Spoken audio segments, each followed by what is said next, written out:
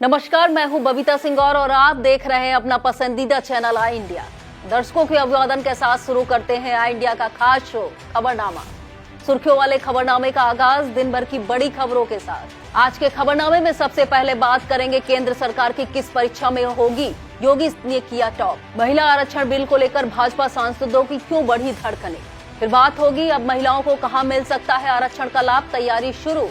और खबरनामे के अंत में जानेंगे फिर सपा पर हमला पर हुए यूपी कांग्रेस अध्यक्ष अजय राय, अखिलेश के किस बयान पर किया पलटवार। लेकिन पहले नजर सुर्खियों पर।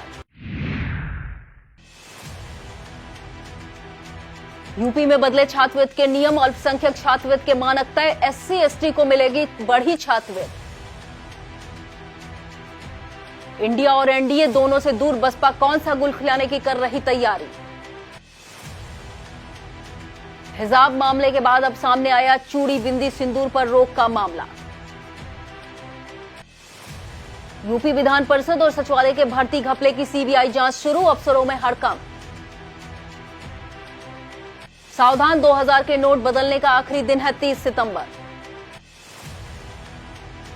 अब यूपी में अफसरों की मनमानी पर रोक लगाने की तैयारी।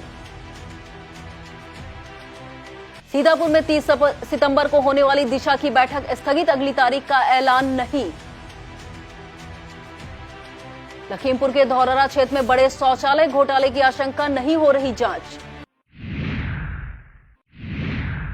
केंद्र की मोदी सरकार द्वारा लाई गई आयुष्मान भारत योजना आर्थिक रूप से कमजोर मरीजों के लिए संजीवनी बनी हुई है।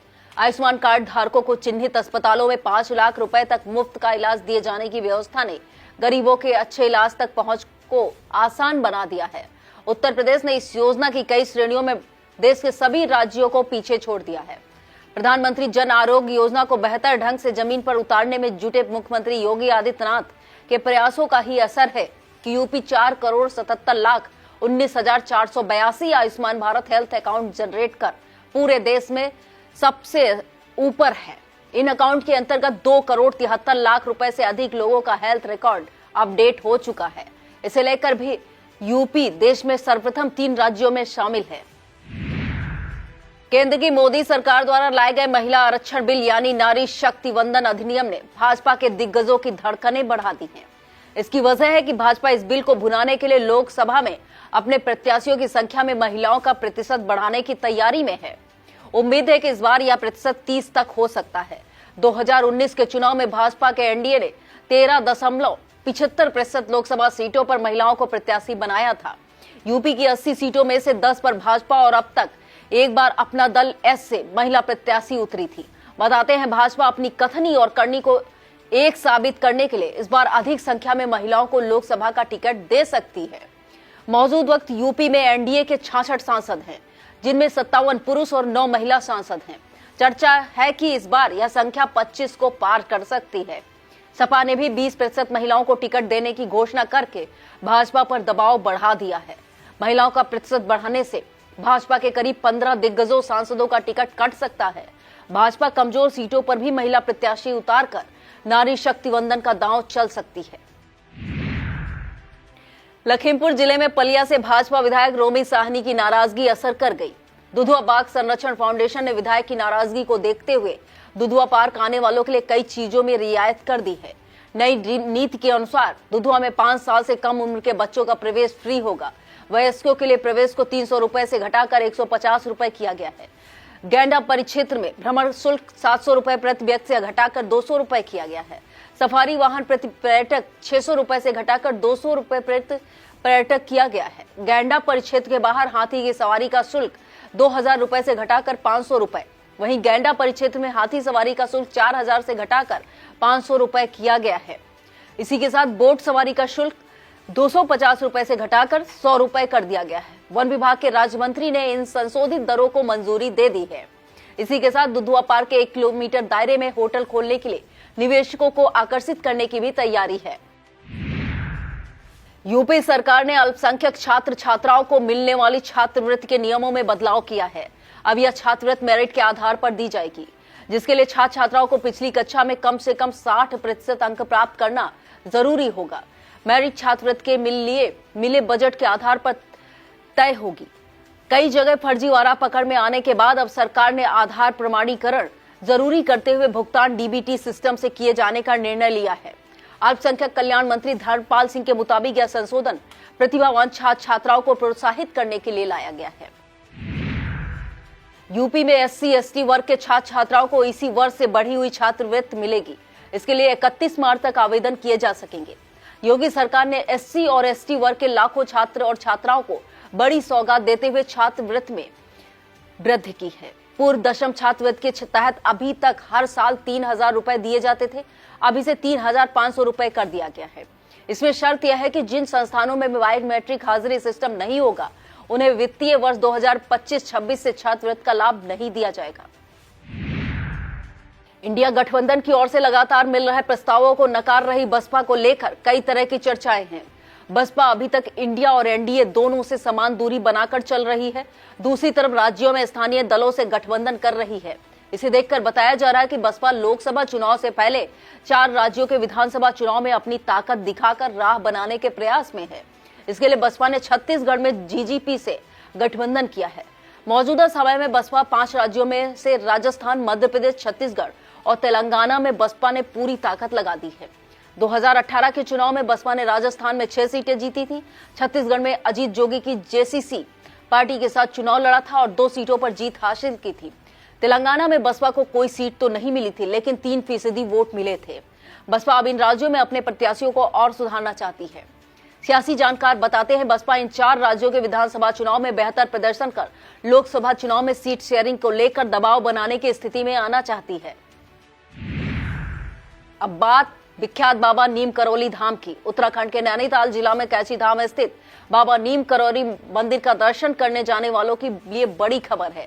मंदिर प्रबंधन ट्रस्ट के सचिव ने बड़ा खुलासा किया है कि कुछ लोग मंदिर के नाम पर अवैध वसूली कर रहे हैं और फर्जी प्रसाद बांट रहे हैं, जबकि मंदिर की सेवा या व्यवस्था के लिए खुद ही दान देकर जाते हैं, जिससे मंदिर की सारी व्यवस्थाएं चलती हैं। सचिव आलोक चोपड़ा ने कहा कि ऐसे फर्जी लोग द्वारा मंदिर के गेट, सीढ़ियों और पुलिया पर मंदिर के नाम पर दान मांगने के लिए नकली रसीदें काटी जा रही हैं। उन्होंने यह भी आरोप लगाया है कि आरोपी वेबसाइट अकाउंट बनाकर जनता से रुपए ऐंठ रहे हैं। मंदिर प्रबंधन की शिकायत पर स्थानीय पुलिस ने जांच शुरू कर दी है। लगता है भाजपा ने यूपी में महिला आरक्षण के पिच पर धुआंधार बैटिंग करने का पूरा मन बना लिया है। लोकसभा प्रत्याशियों की संख्या में महिलाओं की प्रतिशत बढ़ सकता है।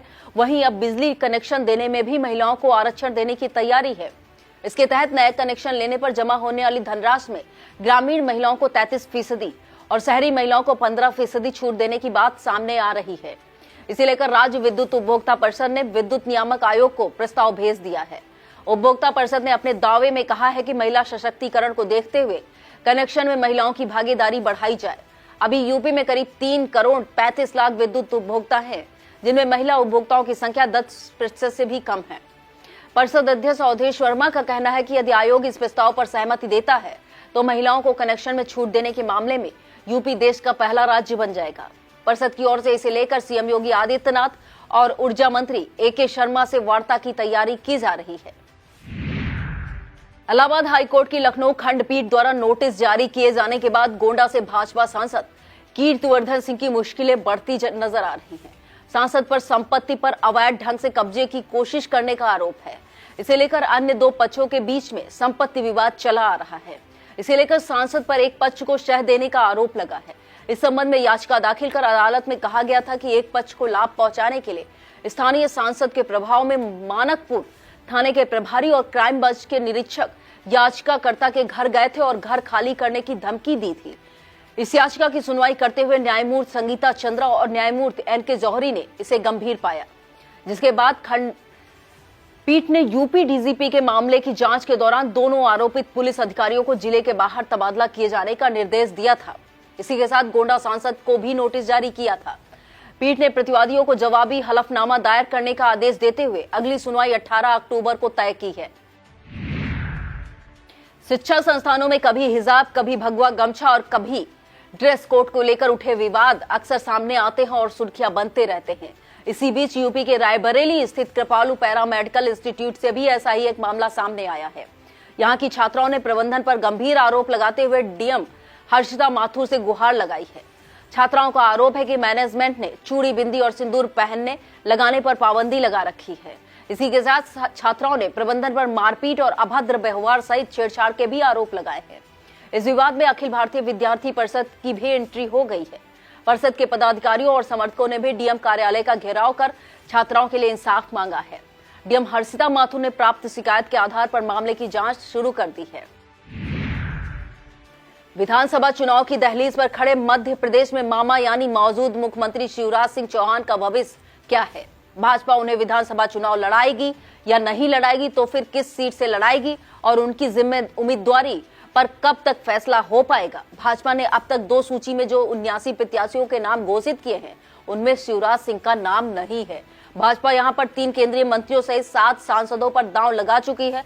अब आने वाली तीसरी लिस्ट में कुछ और सांसदों के साथ 2 केंद्रीय मंत्रियों के नाम शामिल होने की चर्चा है। इन्हीं में से एक नाम कभी राहुल गांधी के सखा रहे ज्योतिरादित्य सिंधिया का है। कांग्रेस छोड़कर भाजपा में शामिल होने पर सिंधिया को राज्यसभा सांसद बनाते हुए केंद्र में मंत्री बनाया गया था। हालांकि भाजपा का नेतृत्व सीएम के चेहरे को लेकर चुप्पी साधे हुए, लेकिन ज्योतिरादित्य सिंधिया मध्य प्रदेश की राजनीति का बड़ा चेहरा है। उनके शिवपुरी सीट से चुनाव लड़ने की चर्चा है। यह सीट उन्हीं की बुआ यशोधरा राजे सिंधिया की है, जो अपनी सेहत को देखते हुए चुनाव से मना कर रही हैं। भाजपा नेतृत्व भले ही कुछ हो, लेकिन जिस तरह से शिवराज सिंह अब तक किनारे चल रहे हैं और ज्योतिरादित्य सिंधिया को दिल्ली से भोपाल भेजा जा रहा है, उसके विश्लेषक अलग ही मायने निकाल रहे हैं। उत्तर प्रदेश विधानसभा और विधान परिषद प्रशासन माने सचिवालय प्रशासन में हड़कंप मचा हुआ है। कारण है कि यहां पर हुई भर्तियों के फर्जीवाड़ा मामले में सीबीआई की जांच शुरू हो गई है। सीबीआई जल्द ही चयनित अभ्यर्थियों को तलब कर उनके बयान दर्ज करने की तैयारी में है। इलाहाबाद हाईकोर्ट की लखनऊ बेंच ने इस संबंध में दाखिल याचिका की सुनवाई करने के बाद पूरे प्रकरण का स्वतः संज्ञान लेते हुए भर्तियों में धांधली की जांच सीबीआई से कराने का आदेश दिया था। अदालत ने सीबीआई को आदेश मिलने के 6 हफ्ते बाद अपनी जांच रिपोर्ट दाखिल करने के लिए कहा है। इसके बाद सीबीआई लखनऊ की एंटी करप्शन शाखा ने केस दर्ज कर लिया है। बता दें, इस संबंध में सुशील कुमार व अन्य द्वारा हाईकोर्ट में दाखिल याचिका कर भर्तियों में गड़बड़ी का आरोप लगाया गया था, जिसके बाद अदालत ने स्वतः संज्ञान लेते हुए इसे जनहित से जुड़ा मामला बताया था और इसे लेकर विधान परिषद के साथ विधानसभा सचिवालय में हुई भर्तियों की भी जांच का आदेश दिया था। जानकारी मिल रही है कि सीबीआई जल्द ही इस भर्ती के लिए नियुक्त कार्यदायी संस्था TSR data processing private limited पर भी शिकंजा कसने वाली है। अगर आपके पास अभी भी 2000 का गुलाबी नोट है तो सावधान हो जाएं। 30 सितंबर के बाद आपका यह नोट रद्दी कागज का टुकड़ा हो जाएगा। कारण है कि 2000 के नोट को लेकर मई में रिजर्व बैंक द्वारा जारी निर्देशों के तहत 30 सितंबर 2000 के नोट बदलने की अंतिम तारीख है। बता दें, बीती 19 मई को 2000 रुपए का नोट प्रचलन से बाहर करते हुए इसे बदलने के लिए 23 मई से 30 सितंबर तक का समय दिया गया था। रिजर्व बैंक ने निर्देश दिया था कि कोई भी व्यक्ति बिना पहचान पत्र दिए एक बार में 2000 के 10 नोट किसी भी बैंक से बदल सकता है। खातों में जमा करने के बारे में आरबीआई ने कहा था कि इस संबंध में नोटों की कोई सीमा नहीं है, लोग 10 से अधिक नोट भी जमा कर सकते हैं। अब 30 सितंबर आ गया है, बस एक दिन शेष है। आरबीआई की ओर से अभी तक समय सीमा नहीं बढ़ाई गई है। इधर सरकार भी लोकसभा में नोट बदलने या जमा करने की तय मियाद में कोई बदलाव नहीं करने की बात कह चुकी है। यूपी की योगी सरकार अब संविदा पर भर्ती न करके काम को ही संविदा पर कराने की नीति लेकर आ रही है। सरकार ने सभी विभागों को अगले वित्त वर्ष के लिए स्मार्ट बजट बनाने का निर्देश दे दिया है। एक तरफ स्टाफ के बढ़ते खर्च का बोझ घटाने को कहा गया है, दूसरी तरफ प्रशासनिक स्टाफ की समीक्षा का निर्देश भी विभागीय प्रमुखों को दिया गया है। शासन ने बकाया वसूली को गंभीरता से लेते हुए कहा है कि जिन विभागों में वसूली की रकम कम और विभागीय खर्च ज्यादा है, इनकी समीक्षा कर सख्त कार्रवाई की जाए। अभी तमाम विभाग विभिन्न योजनाओं के तहत मिलने वाले धन से गाड़ियां खरीद लेते हैं। अब इस पर रोक लगा दी गई है। अब नई गाड़ी शासन की अनुमति पर ही खरीदी जा सकेगी। इसी कड़ी में संविदा पर कर्मचारियों की भर्ती के बजाय काम को ही संविदा पर कराने के लिए कहा गया है। सीतापुर कलेक्ट्रेट सभागार में विशेष संचारी रोग नियंत्रण अभियान को लेकर बैठक का आयोजन किया गया। इसकी अध्यक्षता जिलाधिकारी अनुज सिंह ने की। इस दौरान विशेष संचारी रोग नियंत्रण अभियान और दस्तक अभियान की समीक्षा की गई। डीएम ने अभियान से संबंधित सभी विभागों और नगर निकायों को अपने निर्धारित कार्य पूर्ण करने का निर्देश दिया। डीएम ने डीपीआरओ को निर्देश दिया कि यह अभियान के दौरान जिले की साफ सफाई व्यवस्था दुरुस्त रखे। डीएम ने संचारी अभियान के दौरान आशाओं द्वारा समस्त घरों में भ्रमण सुनिश्चित करने के निर्देश दिए। इस दौरान CDO Akshat Verma, CMO doctor Haripal Singh सहित स्वास्थ्य, सूचना, कृषि, बेसिक शिक्षा, माध्यमिक शिक्षा, नगर पालिका, नगर पंचायत, यूनिसेफ, WHO एवं पाथ प्रतिनिधि मौजूद रहे। सीतापुर में समाज कल्याण विभाग द्वारा संचालित अनुसूचित जाति के महिला छात्रावास में बेकार पड़े फर्नीचर की नीलामी की जाएगी। यह नीलामी 3 अक्टूबर को पूर्वाह्न 11:30 बजे छात्रावास परिसर में आयोजित की जाएगी। जिला समाज कल्याण अधिकारी हर्ष मोहन ने बताया कि इसमें अधिकतम बोली की प्राथमिकता दी जाएगी। आगामी लोकसभा चुनाव को लेकर भाजपा और सपा की तर्ज पर अब कांग्रेस पार्टी भी राजधानी से सटे सीतापुर से चुनावी रणनीति को दार देगी। इस संबंध में 3 अक्टूबर को कांग्रेस पार्टी के प्रदेश अध्यक्ष अजय राय का सीतापुर आगमन हो रहा है। दरअसल इस दिन शहर के उत्सव गेस्ट हाउस में जोनल अधिवेशन के आयोजन की तैयारी की गई है।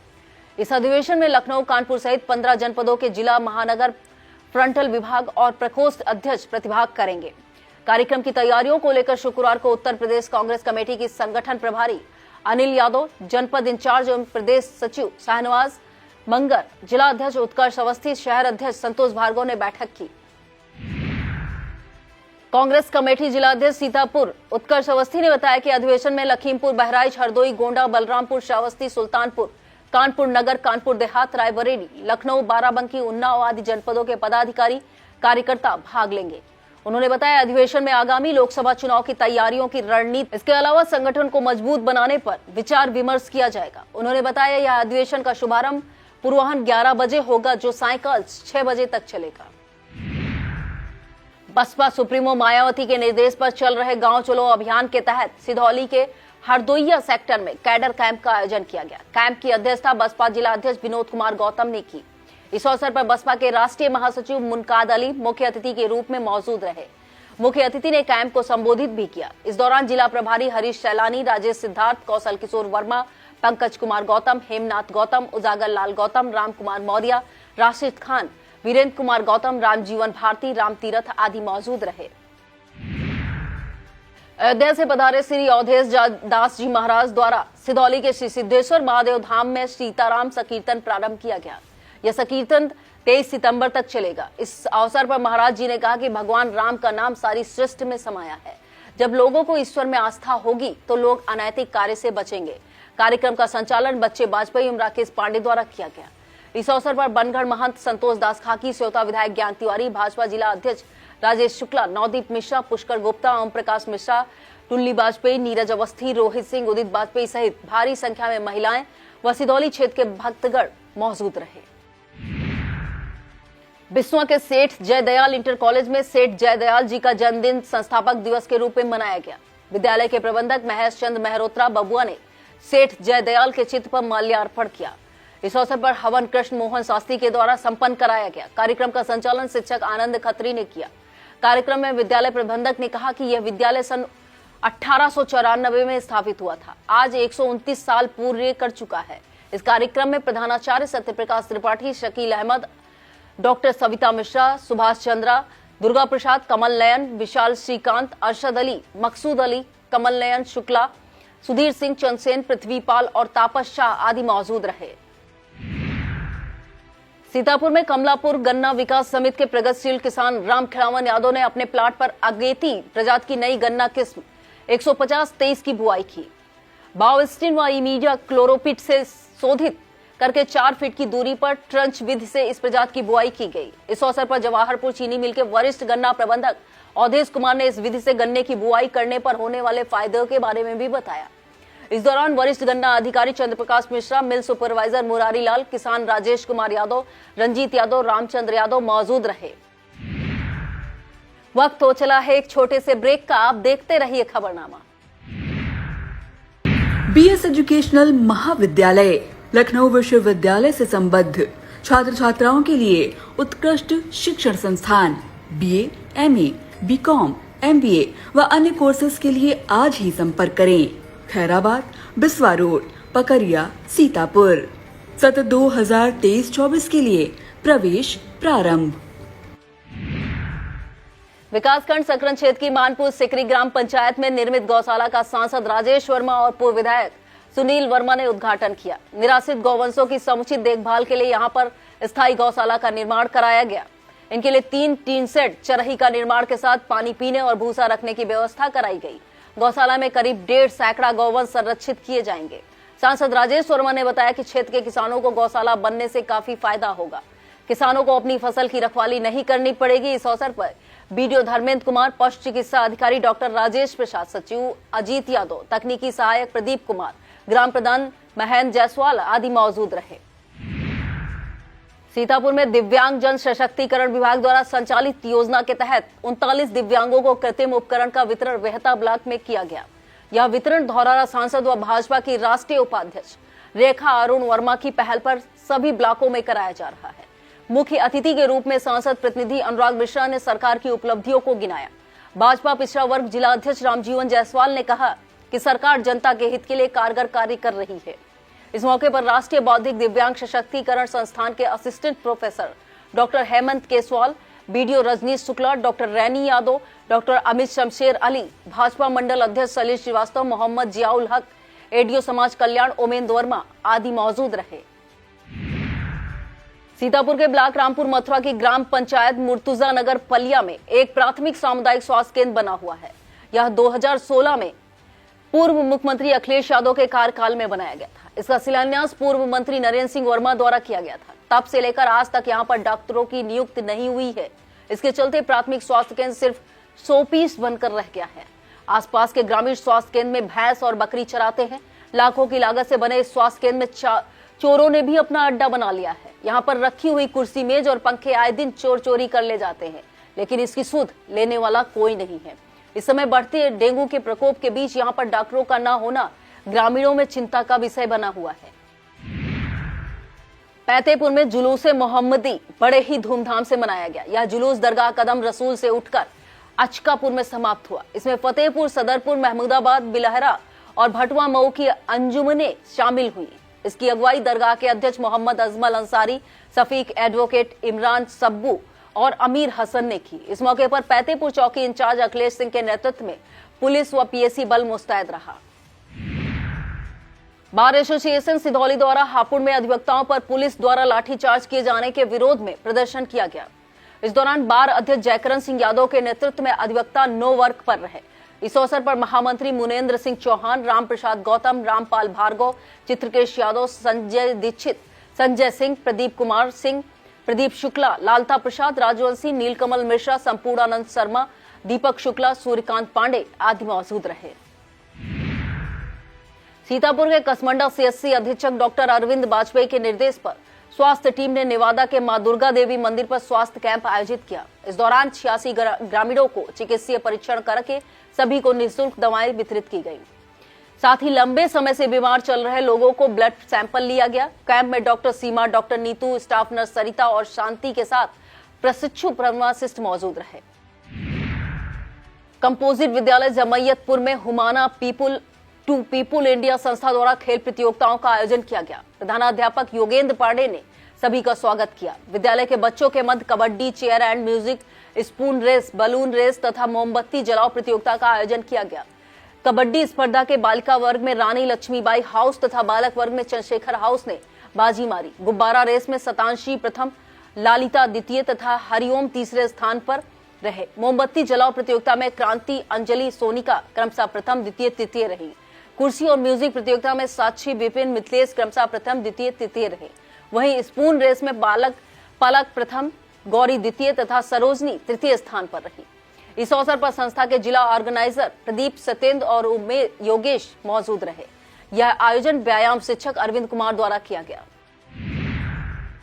बिस्वा में करीब एक सप्ताह से गणेश महोत्सव सेवा समिति के तत्वाधान में चल रहे गणेश महोत्सव कार्यक्रम का प्रतिमा विसर्जन के साथ समापन हो गया है।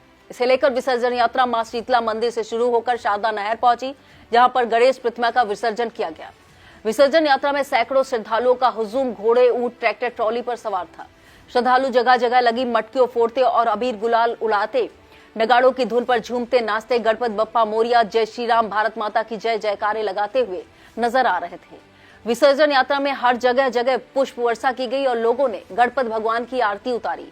सुरक्षा को देखते हुए प्रभारी निरीक्षक अनिल सिंह के नेतृत्व में पुलिस बल मुस्तैद रहा।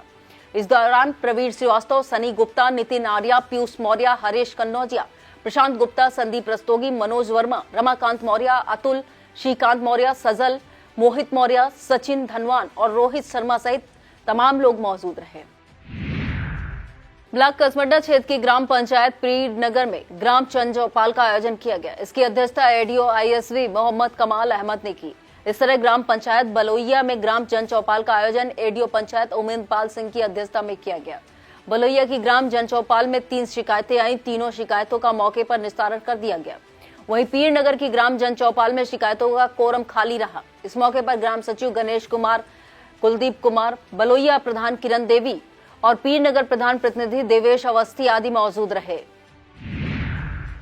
सीतापुर सांसद राजेश वर्मा की अध्यक्षता में 30 सितंबर को होने वाली दिशा की बैठक स्थगित कर दी गई है। हालांकि इस संबंध में सीडीओ अक्षत वर्मा द्वारा जारी सूचना में बैठक के स्थगन का कोई स्पष्टीकरण नहीं दिया गया है। इस सूचना में कहा गया है कि बैठक को अपरिहार्य कारणों के लिए स्थगित किया गया है। अभी अगली बैठक कब होगी इसकी सूचना नहीं जारी की गई है। सीतापुर में अपर जिलाधिकारी राम भरत तिवारी की अध्यक्षता में जिला विद्यालय यान परिवहन सुरक्षा समिति एवं जिला सड़क सुरक्षा समिति की बैठक संपन्न हुई। बैठक की अध्यक्षता करते हुए अपर जिलाधिकारी राम भरत तिवारी द्वारा निर्देशित किया गया कि जनपद सीतापुर में संचालित स्कूली अनफिट वाहनों द्वारा किसी भी दशा में बच्चों को लाने व ले जाने में प्रयोग नहीं किया जाएगा। ऐसे वाहनों के प्रति कठोरतम कार्रवाई करें। स्कूल बच्चों को सुरक्षा के दृष्टिगत निजी वाहन, ई रिक्शा इत्यादि वाहनों द्वारा आवागमन किसी भी दशा में नहीं किया जाए। एडीएम ने कहा कि विद्यालय द्वारा बच्चों को विद्यालय लाने और ले जाने में 1 घंटे से अधिक का समय नहीं लगना चाहिए। एडीएम ने डीआईओएस राजेंद्र सिंह और बीएसए अखिलेश प्रताप सिंह को नियमों का अनुपालन सुनिश्चित कराने के लिए निर्देशित किया। बैठक में आरटीओ प्रशासन माला वाजपेयी ने बताया कि जनपद में कुल 616 वाहन विद्यालय वाहन के रूप में पंजीकृत हैं, जिनमें 100 वाहनों द्वारा फिटनेस प्रमाण पत्र प्राप्त नहीं किया गया है। अनफिट सभी वाहनों से संबंधित विद्यालयों को नोटिस प्रेषित किए जाने के उपरांत भी जिन वाहनों का फिटनेस प्रमाण पत्र नहीं प्राप्त किया गया है उनका पंजीयन निलंबित कर दिया गया है। आरटीओ प्रवर्तन संजय कुमार गुप्ता ने विद्यालय वाहनों के विरुद्ध चलाए गए जांच अभियान में की गई परिवर्तन कार्यवाही की जानकारी दी। बैठक में सीईओ ट्रैफिक यादवेंद्र, यात्री कर अधिकारी Shaffer Kidwai, deputy CMO doctor Rajshekhar, BWD के अधिशासी अभियंता केबी आर्या, एके वर्मा, मिथिलेश कुमार वर्मा, यातायात निरीक्षक फरीद अहमद, बिस्वा नगर पालिका के जेई समरा सईद, अतिरिक्त एजेंसी रघुनाथ जी के academy, LPS global school Biswa, Hind hospital अटरिया, किंग जॉर्ज एकेडमी आदि विद्यालयों के प्रबंधक और प्राचार्य मौजूद रहे। योग गुरु स्वामी रामदेव की शिष्या देवपूर्ण, देव पवित्र और राज्य प्रभारी वंदना 1 और 2 अक्टूबर को सीतापुर में रहेंगी। इस अवसर पर योग, आयुर्वेद और प्राकृतिक उपचार से कैसे रहें निरोग को लेकर शहर के महावीर पार्क में योग शिविर आयोजित किया जाएगा। महिला पतंजलि योग समिति की जिला प्रभारी डॉक्टर अंशु एवं पंकज ने बताया कि योग शिविर 2 अक्टूबर को प्रातः 5 से 7 बजे तक आयोजित होगा।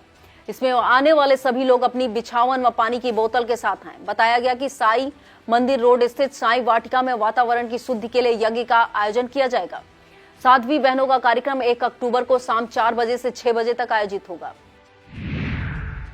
सीतापुर जिला में बाल कल्याण एवं संरक्षण समिति की बैठक का आयोजन किया गया। इसकी अध्यक्षता डीएम अनुज सिंह ने की। इस बैठक में मिशन वात्सल्य की कार्य और प्रगति पर चर्चा की गई। साथ ही बच्चों को नियमित शिक्षा, बाल विवाह, बाल श्रम रोकथाम पर चर्चा की गई। इस अवसर पर CDO Akshat Verma, CMO doctor Harpal Singh, SP प्रतिनिधि एमए शहरी एवं स्थानीय निकाय एमए, जिला परिषद ग्राम विकास सदस्य, किशोर न्याय बोर्ड अध्यक्ष, बाल कल्याण समिति, डीआईओएस और बीएसए सहित सभी संबंधित अधिकारी और कर्मचारी मौजूद रहे। सीतापुर में 2 अक्टूबर को गांधी और शास्त्री जयंती के अवसर पर सभी कार्यक्रम परंपरागत ढंग से मनाए जाएंगे। इसे लेकर डीएम अनुज सिंह ने अधिकारियों के साथ बैठक कर जिम्मेदारियां तय कर दी हैं।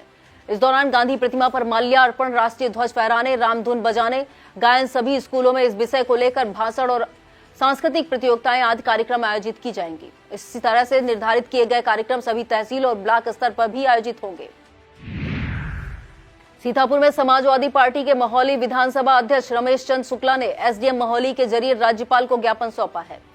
इस ज्ञापन में कहा गया है कि विधानसभा क्षेत्र में रहस्यमय बुखार ने महामारी का रूप ले लिया है।